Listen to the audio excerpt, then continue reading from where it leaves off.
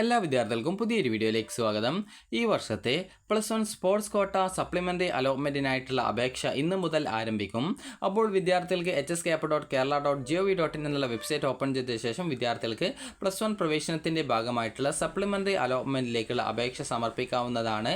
അപ്പോൾ വിദ്യാർത്ഥികൾക്ക് എങ്ങനെയാണ് ഈ ഒരു +1ൻ്റെ സ്പോർട്സ് കോട്ട സപ്ലിമെൻ്ററി അലോട്ട്മെൻറ്റിലേക്കുള്ള അപേക്ഷ സമർപ്പിക്കുന്നത് എന്നുള്ള കാര്യം നമുക്ക് നോക്കാം.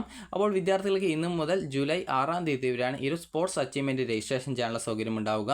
അതുപോലെ തന്നെ ഇന്ന് മുതൽ ജൂലൈ 7-ാം തീയതി വരെയാണ് നിങ്ങൾക്ക് ഒരു സ്പോർട്സ് കോട്ട സപ്ലിമെൻ്ററി അലോട്ട്മെൻറ്റിൽ അപേക്ഷിക്കാൻ പറ്റുക.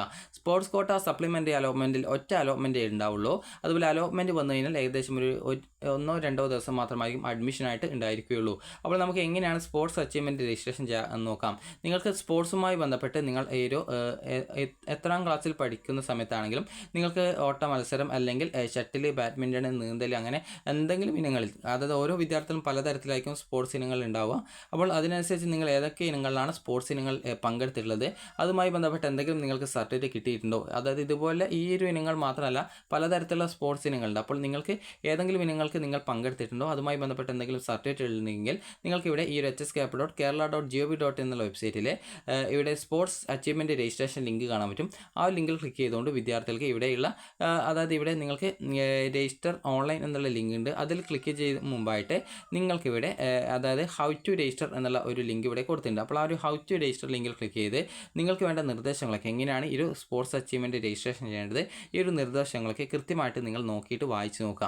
അപ്പോൾ നിങ്ങൾക്ക് ഇത് വായിച്ച് നോക്കിയാൽ സ്വന്തമായിട്ട് തന്നെ നിങ്ങൾക്ക് അപ്ലൈ ചെയ്യാൻ പറ്റും. സ്വന്തമായിട്ട് അപ്ലൈ ചെയ്യാൻ പറ്റാത്തവർ അക്ഷയ വഴിയോ ഇൻ്റർനെറ്റ് കഫേകൾ വഴിയോ നിങ്ങൾക്ക് പോയിട്ട് ഇത് ഈ ഒരു സ്പോർട്സ് അച്ചീവ്മെൻറ്റ് രജിസ്ട്രേഷൻ ചെയ്യാവുന്നതാണ്. ഇങ്ങനെ സ്പോർട്സ് അച്ചീവ്മെൻറ്റ് രജിസ്ട്രേഷൻ ചെയ്ത് കഴിഞ്ഞാൽ നിങ്ങൾക്കൊരു സ്ലിപ്പ് കിട്ടും. അപ്പോൾ ആ സ്ലിപ്പ് കിട്ടിക്കഴിഞ്ഞാൽ നിങ്ങൾക്ക് ആ സ്ലിപ്പും അതുപോലെ അതിൻ്റെ രജിസ്റ്റർ നമ്പറൊക്കെ കിട്ടും. രജിസ്റ്റർ നമ്പറൊക്കെ കൃത്യമായിട്ടൊരു പേപ്പറിൽ എഴുതി വയ്ക്കുക. അതുപോലെ തന്നെ പിന്നീട് അതിൻ്റെ ആ ഒരു സ്ലിപ്പും കാര്യങ്ങളൊക്കെ കിട്ടും. അതിനുശേഷം നിങ്ങൾ ചെയ്യേണ്ടത് ജില്ലാ സ്പോർട്സ് കൗൺസിൽ ഓഫീസിൻ്റെ കോൺടാക്റ്റ് നമ്പേഴ്സ് ഇതിൽ കൊടുത്തിട്ടുണ്ട്. അപ്പോൾ ആ ഒരു ലിങ്കിൽ ക്ലിക്ക് ചെയ്ത് നിങ്ങൾക്ക് ആ ഒരു നിങ്ങളുടെ ജില്ലയിലെ സ്പോർട്സ് കൗൺസിൽ, ജില്ലാ സ്പോർട്സ് കൗൺസിൽ ഓഫീസിൻ്റെ നമ്പേഴ്സ് നിങ്ങൾക്ക് കാണാൻ പറ്റുന്നു. അതിൽ കോൺടാക്ട് ചെയ്ത് അവരുടെ അഡ്രസ്സ് കാര്യങ്ങളൊക്കെ മനസ്സിലാക്കി അവിടെ പോയിട്ട് നിങ്ങളുടെ സർട്ടിഫിക്കറ്റും അതുപോലെ തന്നെ ഇങ്ങനെ രജിസ്ട്രേഷൻ ചെയ്യുമ്പോൾ നിങ്ങൾക്ക് ലഭിക്കുന്ന ആ ഒരു പ്രിൻ്റ് ഔട്ടും എടുത്തുകൊണ്ട് പോയിട്ട് നിങ്ങൾക്ക് ഈ ഒരു നിങ്ങളുടെ ആ ഒരു ഡോക്യുമെൻ്റൊക്കെ വെരിഫൈ ചെയ്ത് കഴിഞ്ഞാൽ നിങ്ങൾക്ക് സ്പോർട്സിൻ്റെ ആ ഒരു രജിസ്ട്രേഷൻ ചെയ്തതിൻ്റെ ആ ഒരു സ്കോർ കാർഡ് കിട്ടും. അപ്പോൾ ആ സ്കോർ കാർഡ് നിങ്ങൾ വാങ്ങിയിട്ട് വരിക.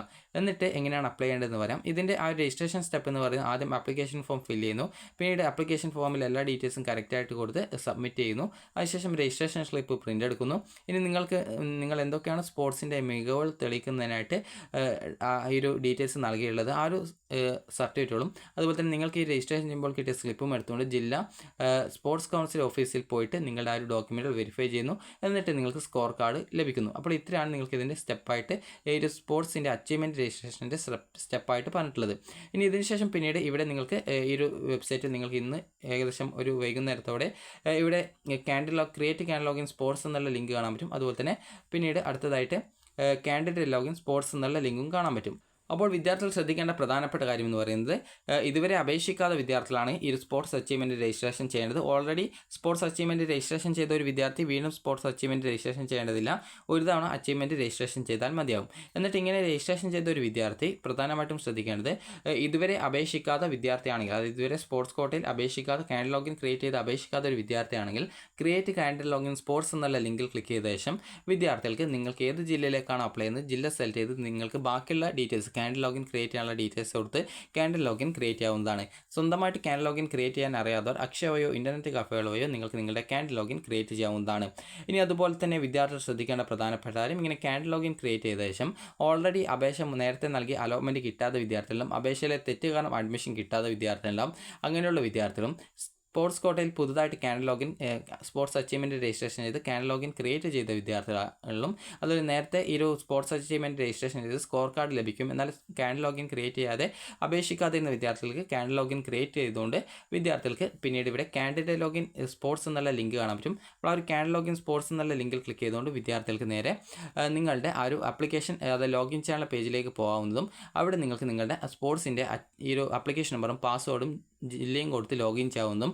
ലോഗിൻ ചെയ്ത ശേഷം നിങ്ങളുടെ പ്രൊഫൈൽ പേജിലേക്ക് പോകും മുമ്പ് സെൻഡ് OTP ഓപ്ഷൻ ചോദിക്കും. അതിൽ ക്ലിക്ക് ചെയ്ത് നിങ്ങളുടെ ഫോണിലേക്ക് OTP നൽകി സബ്മിറ്റ് ചെയ്യാവുന്നതും നിങ്ങളുടെ പ്രൊഫൈൽ പേജിലേക്ക് പോകാവുന്നതുമാണ്. അവിടെ വിദ്യാർത്ഥികൾക്ക് ഇതുവരെ അപേക്ഷിക്കാത്ത വിദ്യാർത്ഥികൾക്ക് അപ്ലൈ ഓൺലൈൻ സ്പോർട്സ് എന്നുള്ള ലിങ്ക് കാണാൻ പറ്റും. അപ്പോൾ ആ ഒരു അപ്ലൈ ഓൺലൈൻ സ്പോർട്സ് എന്നുള്ള ലിങ്കിൽ നിങ്ങൾ ക്ലിക്ക് ചെയ്യുക. ക്ലിക്ക് ചെയ്ത ശേഷം വിദ്യാർത്ഥികൾക്ക് നേരെ നിങ്ങളുടെ ഫോം പേജിലേക്ക് പോകുന്നതും ഫോമിലെ ഡീറ്റെയിൽസ് ഒക്കെ കൃത്യമായിട്ട് പൂരിപ്പിച്ചുകൊണ്ട്, ചില സമയത്ത് നിങ്ങൾ മെറിറ്റ് സീറ്റിൽ അപ്ലൈ ചെയ്ത ഒരു വിദ്യാർത്ഥിയാണെങ്കിൽ നിങ്ങളുടെ ഡീറ്റെയിൽസ് ഓട്ടോമാറ്റിക്കലി വരും. എന്നാൽ നിങ്ങൾ ചിലപ്പോൾ അത് ഫുള്ളായിട്ട് ചിലപ്പോൾ ആ ഒരു ഫോം പ്രത്യേകിച്ച് ഫില്ലൊന്നും ആയിട്ടുണ്ടാവില്ല. അങ്ങനെയുള്ളവർ നിങ്ങൾ ആ ഒരു ഡീറ്റെയിൽസ് ഒക്കെ നിങ്ങൾ കറക്റ്റായിട്ട് നിങ്ങൾ മാനുവലി ടൈപ്പ് ചെയ്ത് കൊടുക്കേണ്ടതായിട്ട് വരും. അത് നിങ്ങൾ സാധാരണ ടൈപ്പ് ചെയ്ത് കൊടുക്കുന്ന പോലെ ടൈപ്പ് ചെയ്ത് കൊടുക്കേണ്ടതായിട്ട് വരും. അപ്പോൾ ഓൾറെഡി അപേക്ഷ സമർപ്പിച്ച ഒരു വിദ്യാർത്ഥിയാണ്, അപേക്ഷയിലെ തെറ്റുകാരണം അഡ്മിഷൻ കിട്ടിയിട്ടില്ല അല്ലെങ്കിൽ ഇതുവരെയായിട്ട് അലോട്ട്മെൻറ്റ് കിട്ടിയിട്ടില്ല എന്നുള്ള വിദ്യാർത്ഥികളാണെങ്കിൽ റിന്യൂ ആപ്ലിക്കേഷൻ എന്നുള്ള ലിങ്കിൽ ക്ലിക്ക് ചെയ്തുകൊണ്ട് വിദ്യാർത്ഥികൾക്ക് നിങ്ങളുടെ ആ ഒരു പ്രൊഫൈലിലെ റിന്യൂ ആപ്ലിക്കേഷൻ ലിങ്കിൽ ക്ലിക്ക് ചെയ്തുകൊണ്ട് നിങ്ങളുടെ ആപ്ലിക്കേഷൻ ആ ഒരു ആപ്ലിക്കേഷൻ്റെ ഫോം പേജിലേക്ക് പോകാവുന്നതും, നിങ്ങളുടെ അപേക്ഷയിൽ ഇതുവരെ അപേക്ഷിക്കാതെ പുതുതായിട്ട് ഡീറ്റെയിൽസും കാര്യങ്ങളൊക്കെ നൽകേണ്ടതും, ഓൾറെഡി അപേക്ഷ സമർപ്പിച്ചിട്ടുണ്ടായിരുന്നവർ അപേക്ഷയിൽ വല്ല തെറ്റുകളോ മറ്റോ ഉണ്ടോ എന്നുള്ളത് കൃത്യമായിട്ട് ചെക്ക് ചെയ്യേണ്ടതുമാണ്. ഈ രീതിയിൽ നിങ്ങളുടെ personal details panchayat, taluk, municipality, corporation, EWS, അതുപോലെ തന്നെ ജാതി, അതുപോലെ തന്നെ മതം, അതുപോലെ തന്നെ ജാതിയുടെ കാറ്റഗറി അതായത് കാസ്റ്റ് കാറ്റഗറി, അതുപോലെ തന്നെയുള്ള എല്ലാവിധ ഡീറ്റെയിൽസും നോക്കുക. പ്രത്യേകം ശ്രദ്ധിക്കേണ്ടത് ഇത്തവണ നിങ്ങൾക്ക് എഡിറ്റ് ചെയ്യാനുള്ള സൗകര്യം ഫൈനൽ കൺഫർമേഷൻ ചെയ്താൽ ഉണ്ടാവില്ല. അതിനാൽ തന്നെ നിങ്ങൾ നൽകുന്ന ഡീറ്റെയിൽസ് യാതൊരു കാരണവശാലും തെറ്റിക്കരുത്. തെറ്റിച്ചാൽ പിന്നീട് എഡിറ്റ് ചെയ്യാൻ പറ്റത്തില്ല എന്ന് പ്രത്യേകം ശ്രദ്ധിക്കുക.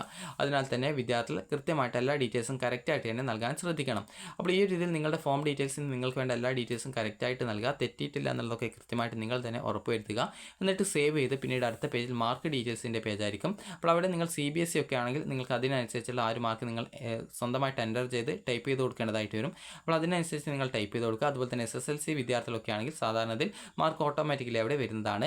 മുൻ വർഷങ്ങളിൽ SLC കഴിഞ്ഞവരാണെങ്കിൽ അവരും മാനുവലായിട്ട് ആ ഒരു മാർക്ക് ഡീറ്റെയിൽസ് സെലക്ട് ചെയ്ത് കൊടുക്കേണ്ടതായിട്ട് വരും. അതിനുശേഷം വിദ്യാർത്ഥികൾക്ക് അത് പിന്നീട് സേവ് ചെയ്ത് പിന്നീട് നിങ്ങൾക്ക് അടുത്തത് ഓപ്ഷൻ നൽകാനുള്ള പേജിലേക്ക് പോകാവുന്നതാണ്. നിങ്ങൾക്ക് വേണ്ട സ്കൂൾ കോഴ്സുകൾക്ക് നിങ്ങൾക്ക് വേക്കൻസി ലിസ്റ്റ് വന്നിട്ടില്ല. വേക്കൻസി ലിസ്റ്റ് വന്ന ശേഷം നിങ്ങൾക്ക് ആ ഒരു വേക്കൻസിക്ക് അനുസരിച്ച് ഓപ്ഷൻസ് നൽകാവുന്നതാണ്. അല്ലെങ്കിൽ നിങ്ങൾക്ക് താല്പര്യമുള്ള സ്കൂൾ കോഴ്സ് ഓപ്ഷൻ നൽകുന്ന മുമ്പായിട്ട് ആ ഒരു വേക്കൻസി ലിസ്റ്റ് കൂടി ഇതിൻ്റെ കൂടി വരും. അപ്പോൾ ഒരു വേക്കൻസി ലിസ്റ്റ് വന്ന ശേഷം അത് കൃത്യമായിട്ട് നോക്കി നിങ്ങൾക്ക് പഠിക്കാൻ താല്പര്യമുള്ള സ്കൂൾ കോഴ്സുകളിൽ വേക്കൻസി ഉണ്ടോ എന്ന് മനസ്സിലാക്കി നിങ്ങൾക്ക് ഓപ്ഷനുകൾ നൽകാവുന്നതാണ്. അപ്പോൾ ഈ രീതിയിൽ നിങ്ങൾക്ക് താല്പര്യമുള്ള സ്കൂൾ കോഴ്സുകളൊക്കെ ഓപ്ഷൻസ് ആയിട്ട് നൽകേണ്ടതും അതിനുശേഷം പിന്നീട് സേവ് ചെയ്തുകൊണ്ട് പിന്നീട് അടുത്ത പേജിൽ CBSE വിദ്യാർത്ഥികളൊക്കെ ആണെങ്കിൽ അതിൻ്റെ സർട്ടിഫിക്കറ്റ് ഡീറ്റെയിൽസ് ചോദിക്കും. അതുപോലെ നിങ്ങൾ ക്ലബ് സർട്ടിഫിക്കറ്റ് അങ്ങനെ വല്ലതും കൊടുത്തിട്ടുണ്ടെങ്കിൽ അതിൻ്റെ ഡീറ്റെയിൽസ് ഒക്കെ ചോദിക്കും. അങ്ങനെയെങ്കിൽ അതിൻ്റെ ഡീറ്റെയിൽസ് ഒക്കെ കറക്റ്റായിട്ട് കൊടുത്ത ശേഷം പിന്നീട് നിങ്ങൾ സേവ് ചെയ്ത് കഴിഞ്ഞാൽ പിന്നീട് അടുത്തത് പ്രിവ്യൂ പേജ് വരും. പ്രിവ്യൂ പേജിൽ എന്തെങ്കിലും ഡീറ്റെയിൽസ് മറ്റോ വായിച്ച് നോക്കി തെറ്റുകളോ അല്ലെങ്കിൽ എന്തെങ്കിലും കൂട്ടിച്ചേർക്കാനുണ്ടെങ്കിൽ അതൊക്കെ കൂട്ടിച്ചേർത്തുകൊണ്ട് നിങ്ങൾക്ക് നിങ്ങളുടെ ആപ്ലിക്കേഷൻ ഫൈനലായിട്ട് കൺഫേം ചെയ്യും മുമ്പ് എന്തെങ്കിലും തെറ്റുകളുണ്ടെങ്കിൽ ആ ഒരു ഡീറ്റെയിൽസ് തന്നെ ഇതേപോലെ പെൻസിലേക്ക് ഉണ്ടാവും.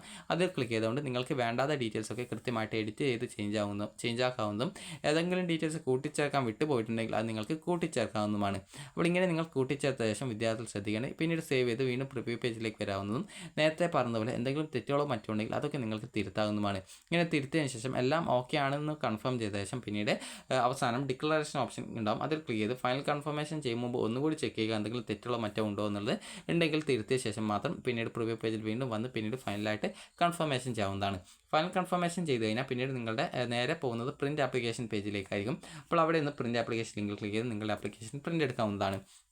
അപ്പോൾ ഇതിനുശേഷം നിങ്ങൾ ഹോം പേജിൽ പോയി കഴിഞ്ഞാൽ അവിടെ പ്രിൻറ്റ് ആപ്ലിക്കേഷനാണ് കാണുന്നതെങ്കിൽ നിങ്ങളുടെ ആപ്ലിക്കേഷൻ ഓക്കെ ആണെന്ന് മനസ്സിലാക്കാം. അതേസമയം നിങ്ങൾക്ക് അവിടെ പ്രിൻറ്റ് ആപ്ലിക്കേഷന് പകരം എഡിറ്റ് ആപ്ലിക്കേഷനോ അല്ലെങ്കിൽ വ്യൂ ആപ്ലിക്കേഷനോ ഒക്കെയാണ് കാണിക്കുന്നതെങ്കിൽ നിങ്ങളുടെ ആപ്ലിക്കേഷൻ കംപ്ലീറ്റ് അല്ല എന്ന് മനസ്സിലാക്കാം. അങ്ങനെയെങ്കിൽ നിങ്ങൾ ആ ഒരു എഡിറ്റ് ആപ്ലിക്കേഷൻ ലിങ്കിൽ ക്ലിക്ക് ചെയ്ത് നിങ്ങളുടെ ആപ്ലിക്കേഷൻ വീണ്ടും ചെക്ക് ചെയ്ത് തെറ്റുകളൊന്നുമില്ല, വേണ്ട സ്കൂൾ കോഴ്സൊക്കെ ഓപ്ഷൻസ് ആയിട്ട് കൊടുത്തു, എല്ലാ ഡീറ്റെയിൽസും ഓക്കെ ആണെന്ന് നോക്കി സേവ് ചെയ്ത് പ്രിവ്യൂ പേജിൽ വന്ന് വീണ്ടും നിങ്ങൾക്ക് എന്തെങ്കിലും തെറ്റുകളുണ്ടെങ്കിൽ തിരുത്തി വീണ്ടും നിങ്ങൾക്ക് പ്രിവ്യൂ പേജിൽ വന്ന് എന്തെങ്കിലും എഡിറ്റുകളോ മറ്റോ ചെയ്യേണ്ടതുണ്ടെങ്കിൽ അതൊക്കെ ചെയ്ത ശേഷം പിന്നീട് ഫൈനലായിട്ട് കൺഫർമേഷൻ ചെയ്യണം. പിന്നീട് പ്രിൻറ്റ് ഫൈനലായിട്ട് കൺഫേം ചെയ്ത് കഴിഞ്ഞാൽ പ്രിൻറ്റ് ആപ്ലിക്കേഷൻ ലിങ്ക് കാണാൻ പറ്റും. അതിൽ ക്ലിക്ക് ചെയ്ത് നിങ്ങളുടെ ആപ്ലിക്കേഷൻ്റെ പ്രിൻ്റ് ഔട്ട് എടുക്കാവുന്നതാണ്.